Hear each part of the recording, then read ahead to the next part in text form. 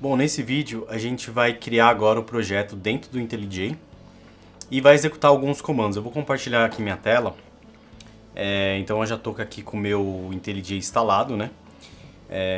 Já instalei ele aqui, eu vou dar um New Project. E a primeira coisa que ele vai perguntar, né?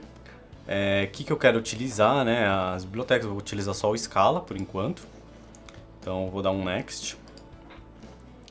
E aí ele pergunta o nome do programa, né? E aonde eu quero colocar. Então eu vou colocar dentro dessa pasta aqui devel, né? Que eu tenho já. E eu vou chamar o projeto de Scala-curso. Legal? Então, aqui vai abrir o meu projeto aqui, né? As pastas do meu projeto. A primeira coisa que eu vou fazer, eu vou estar criando um arquivo, né? Que é Scala Worksheet. Bom, o Scala Worksheet, ele é bem parecido, eu vou chamar aqui de Worksheet mesmo, né?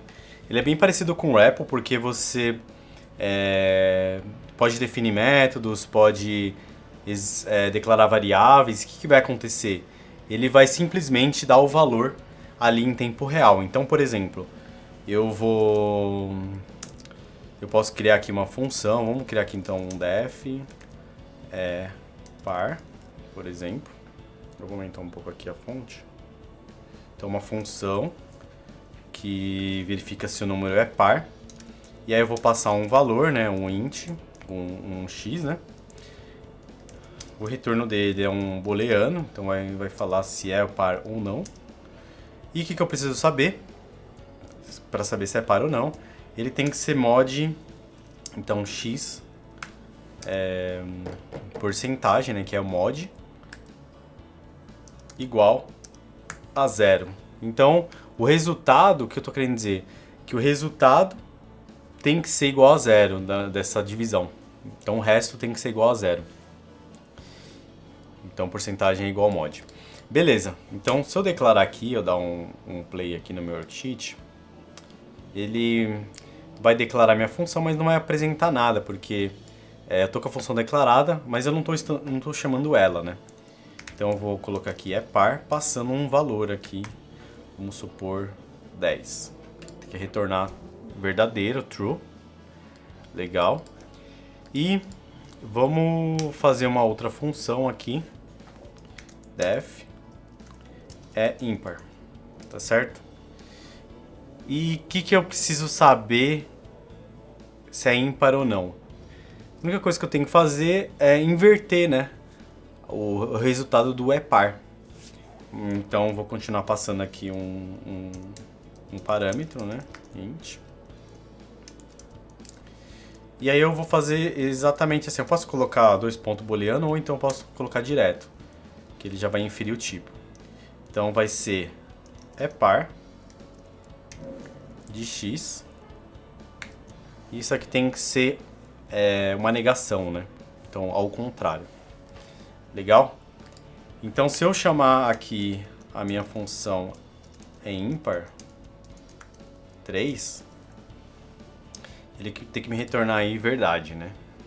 Legal, retornou aqui, ó. Essa segunda aqui. Legal? Beleza. Então, a gente utilizou aqui uma outra função, né? Chamando ela aqui. Legal? Mas, vamos supor que eu tenho uma lista. Então, vamos supor aqui eu tenho um val lista, né? E aí eu tenho um list aqui de 1, 2, 3, 4, 5, 6. E aí eu quero filtrar, né? Utilizando a função par. Como que eu faria isso? Então, simplesmente, né? Eu colocaria lista pares, por exemplo. Isso aqui vai ser um val. Tá certo? E aí vai ser um lista ponto, né? Filter, certo? E aí eu vou simplesmente chamar minha função par, tá certo? Passando cada elemento aqui. Então, eu coloquei um underscore aqui, mas um underline, né? Mas eu poderia estar colocando um lambda, né? Que seria então x o lambda, certo? Vamos dar um espaço aqui, passando esse x em todas, passando esse x dentro dessa função, legal? Então, beleza. Essa minha lista pares vai me retornar todos os valores que forem verdadeiros, né? Então, que são pares. Então, deixa eu puxar aqui pra gente ver o resultado. Legal, rodou aqui. 2, 4 e 6. Então, ele trouxe aqui todos os pares. E se a gente quisesse o contrário, né? A gente poderia colocar um filter not, né? E aí vai trazer todos os ímpares, né? Então, ímpares. Legal, trouxe todos os ímpares agora dessa vez. E é bem legal trabalhar com listas, porque a gente pode fazer transformações também, né? Que é utilizando o map. Então, por exemplo, se a gente dá um lista.map, vamos supor que a gente quer multiplicar por 2 todos os valores dessa lista. O que a gente vai fazer? A gente tem duas formas de fazer isso. Então, a primeira é utilizando o lambda, né? Que é esse sinal aqui. E a gente vai fazer para cada elemento, a gente vai multiplicar por 2. Tá certo?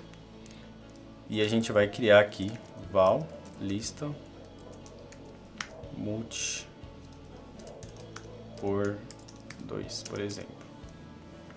Se a gente rodar isso aqui, ele vai estar criando uma lista, né? Com os valores dobrados, né? Então a gente tem aqui 2, 4, 6, 8, 10, 12. Beleza? Então a gente realizou transformação aqui com o map. Legal.